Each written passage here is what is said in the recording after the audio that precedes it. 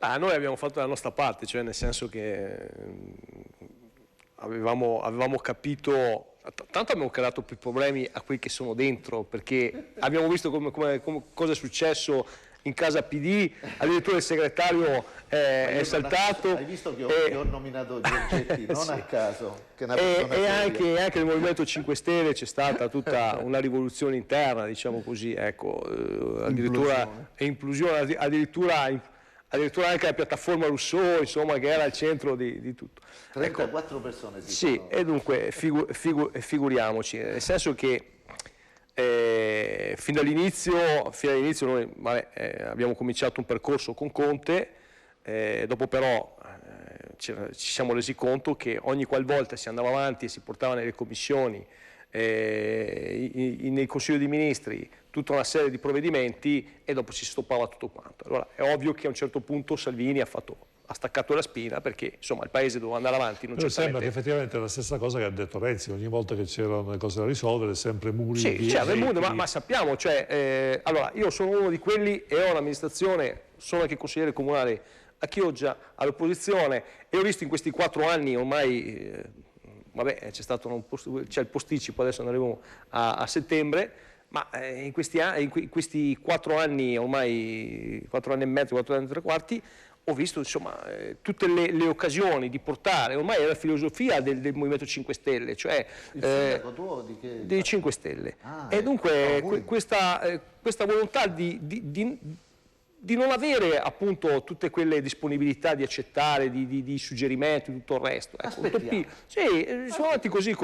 È ovvio che poi dopo i problemi l'Italia ha 2 velocità, l'abbiamo sempre detto, non possiamo nasconderci. E dunque chi vuole e chi ha la possibilità di fare, devi lasciarlo fare. No, il passante no, la TAV no, non navi, non questo.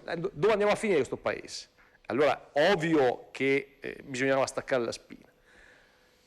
È arrivato... non si è arrivati ad andare a votare e si è dovuto fare una scelta. All'inizio sembrava una scelta, diciamo così, ma una figura come Draghi sicuramente era, diciamo così, penso e credo sia stato quello di più che si poteva mettere in campo in questo momento, soprattutto nel rispetto anche di una riconoscenza europea e internazionale, perché avevamo perso anche un po' diciamo così, di capacità. Dice che Di Maio agli esteri non era il massimo. Allora io non voglio parlare male di nessuno, però quando avevamo ministri alla Toninelli, insomma, o tanti altri, o come Lazzolina, che lo pagheremo sicuramente tutti quei conti che poi dopo alla fine ha fatto danni infiniti di tutto di più, insomma, la realtà di fatti adesso sembra che qualcosa si stia muovendo, c'è sicuramente un'immagine di sovranità italiana al di fuori e all'estero che sicuramente qualcuno,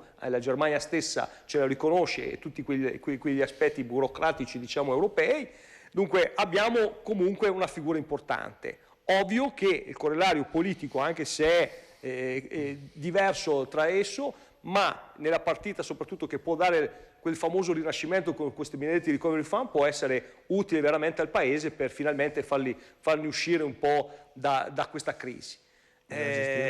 Bisogna gestirli, beh, ci mancherebbe altro. Adesso sarà qua il banco di prova, abbiamo delle scadenze importanti, vedremo, e da là vedremo se ci sarà un'ulteriore tenuta, anche perché l'Europa ci tira per l'orecchio dopo, se non mettiamo in pratica la partita di ricordo. Dunque adesso, stiamo attenti a cosa stiamo facendo, e la responsabilità, e la figura di Draghi è una figura di garanzia. Infatti, questo volevo aggiungere, se posso. Come? Per le banche. No, vabbè. Anche per le banche, perché volevo aggiungere. È offensivo, garanzia per il mondo bancario. Servirà anche per la Banca Centrale Europea. Se falliscono le banche, fallisce il Paese. Quindi puoi dire quello che vuoi.